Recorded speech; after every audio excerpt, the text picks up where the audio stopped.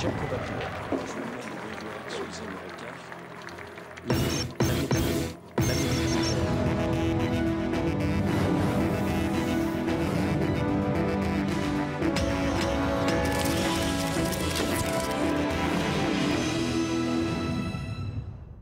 Vous le savez, la France est le seul pays européen à ne pas avoir adopté de plan de rigueur. Parce qu'en temps de crise, il faut savoir se montrer généreux. Et la France doit se montrer solidaire avec nos voisins moins bien lotis que nous. À ce titre, Carla et moi avons décidé de recevoir régulièrement à l'Élysée les plus démunis d'entre nous. Ce matin, nous avons inauguré cette bonne action avec le président géorgien Saakashvili et son épouse Sandra. On leur avait préparé un petit repas chaud et on leur a donné un sac de vieilles affaires qui au départ était destiné à Emmaüs. Regardez comme ils sont contents. Faut dire qu'il lui va comme un gant ce vieux costume bleu pétrole de François Fillon. Et elle, comme elle est jolie, c'est un peu comme si elle avait fait les soldes avenue Montaigne, hein? Regardez ce petit haut en dentelle très sexy que Nadine Morano ne peut plus mettre. Et le vieux Vuitton en peau retournée de Rachida. Là, elle va pouvoir crâner en Géorgie devant ses 18 frangines. Voilà, c'est tout droit à la sortie. Allez, c'est bon maintenant, hein. Le problème, quand on est trop généreux avec les pauvres, c'est qu'ils s'incrustent. Allez, du balai, les Romains Michel, hein.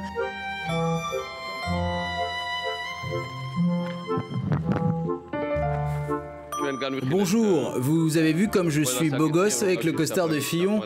Bon, la cravate, c'est vrai qu'elle est pas dernière tendance, mais Nicolas m'a dit qu'elle avait appartenu à Jean-Louis Borloo.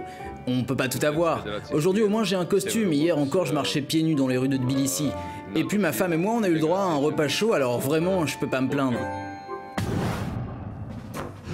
Vous savez qu'hier, ça a chauffé entre Angela et moi, hein. Elle a annulé le dîner parce que les Allemands ont plus une thune pour recevoir les chefs d'État de mon standing. De toute manière, vous pensiez vraiment que j'avais envie de passer une soirée avec elle?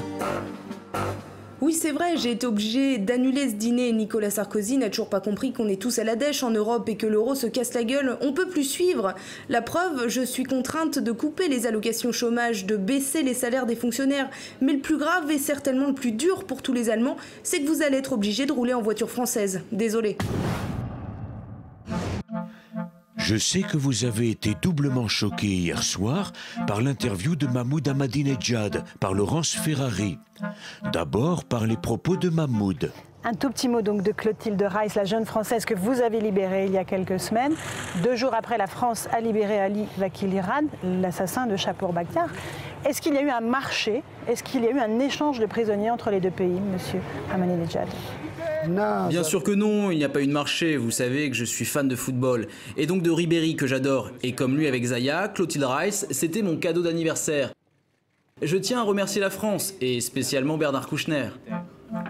Mais le plus choquant, c'est le voile de Laurence Ferrari, au moment même où je demande l'interdiction du port de la burqa en France. Elle dit avoir été contrainte de le porter pour se plier aux exigences du pays. Tu parles? Et comment ils font dans les autres pays, hein? Ils se plient aux exigences pour faire plaisir au pouvoir?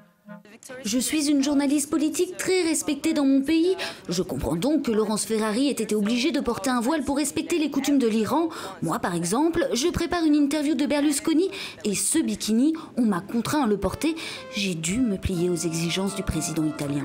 Bon, ça va me donner des idées, tout ça, pour l'interview du 14 juillet, hein?